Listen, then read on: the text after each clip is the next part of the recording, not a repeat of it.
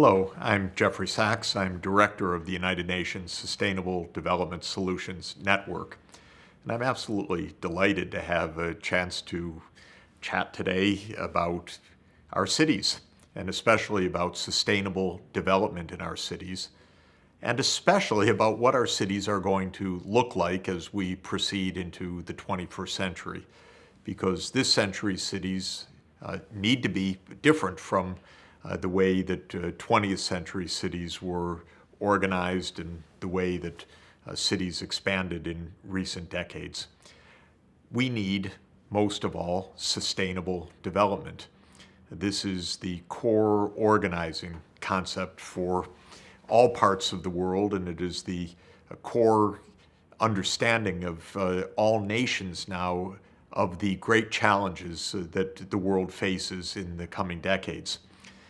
I like to say that the world has entered the age of sustainable development, and even to give the date at which it did so, September 25th, 2015, because it was on that day at United Nations headquarters, after a wonderful and inspiring speech by Pope Francis about the moral needs for our age, that all 193 governments of the United Nations adopted unanimously the 2030 Agenda for Sustainable Development, and within that broad agenda, the 17 Sustainable Development Goals.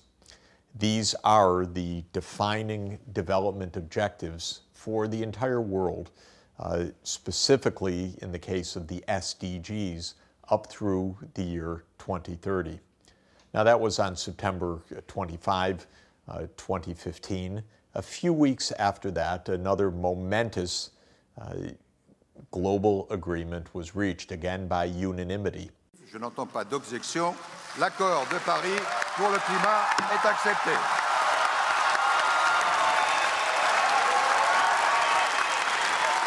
This time, 196 signatories, the same 193 member states of the UN and the European Union, Cook Islands, and Niue, 196 signatories signed the Paris Climate Agreement, which created for the first time a framework for the world to change our energy system and other technologies to achieve climate safety.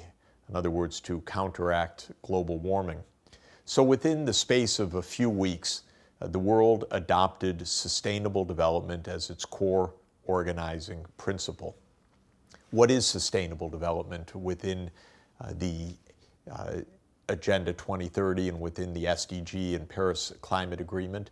It essentially means the combination of three core objectives for any society in the world.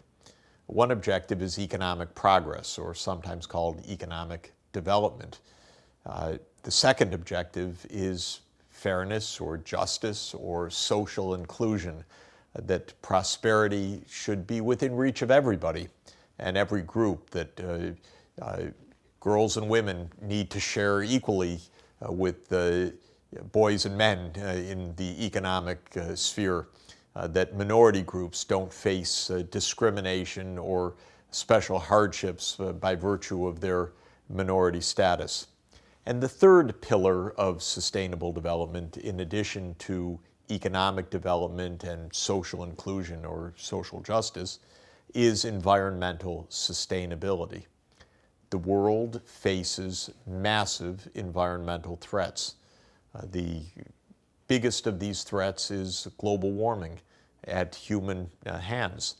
The fact that we are warming the planet, especially through our use of fossil fuels, and also by virtue of the fact that we are cutting down forests and emitting carbon dioxide into the atmosphere that way, and emitting other gases that warm the planet.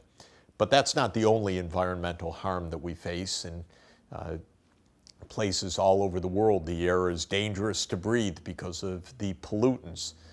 The sea level is becoming more acidic. And it's also warming, leading to bleaching and death of coral reefs in different parts of the world. And because of our land use choices, especially as land in the wilderness is converted to farmland or cattle ranch or urban land, we're losing and destroying the habitats of other species, potentially millions of other species who will lose habitat and face the challenges of pollution and climate change so much that they could be driven to extinction. So what the world's governments agreed in adopting Agenda 2030 and the Sustainable Development Goals and the Paris Climate Agreement a few weeks after that is a framework to combine our economic objectives together with our social justice needs and our absolute urgency of finding pathways to environmental sustainability. Here you see before you the, I hope now famous and well-known graphical depiction of the 17 Sustainable Development Goals. These are the universal objectives, every government of the world. And not just the national governments, but local governments, towns and villages, and as I'll talk about today, the cities of the world face this opportunity to achieve these 17 goals and thereby to improve human well-being, our physical safety, our health, our education, our skills, our prosperity, and to do it in a fair, inclusive, peaceful, and environmentally sustainable manner.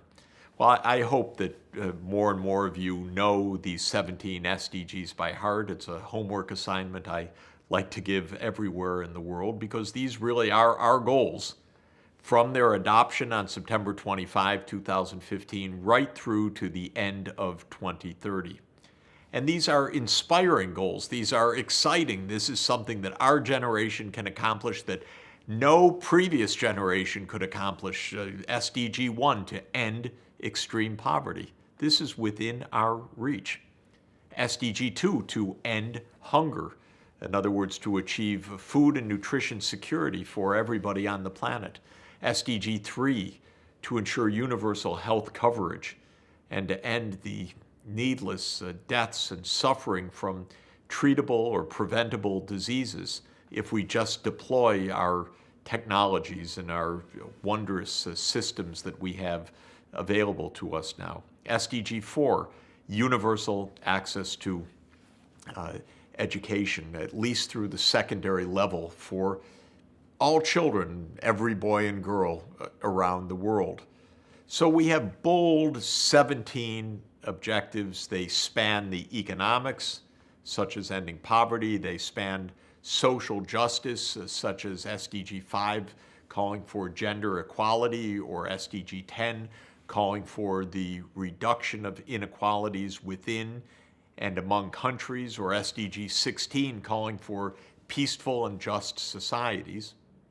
And the environmental goals that are especially SDGs 11, 12, 13, 14, 15, which when you look and study them, call for the conservation of the wondrous biodiversity on the planet, on the land, which is SDG 15, and in the marine environments, the oceans, SDG 14.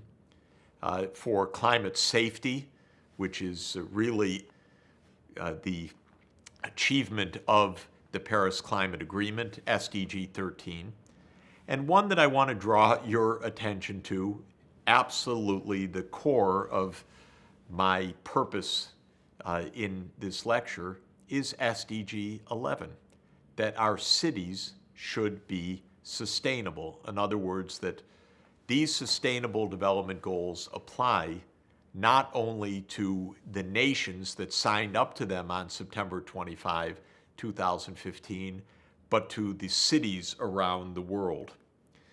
In fact, that urban agenda really runs through these 17 Sustainable Development Goals. SDG 11, that's the heart of it, sustainable cities, calling on mayors and city councils all over the world to say, these goals are for us, not just for our national governments.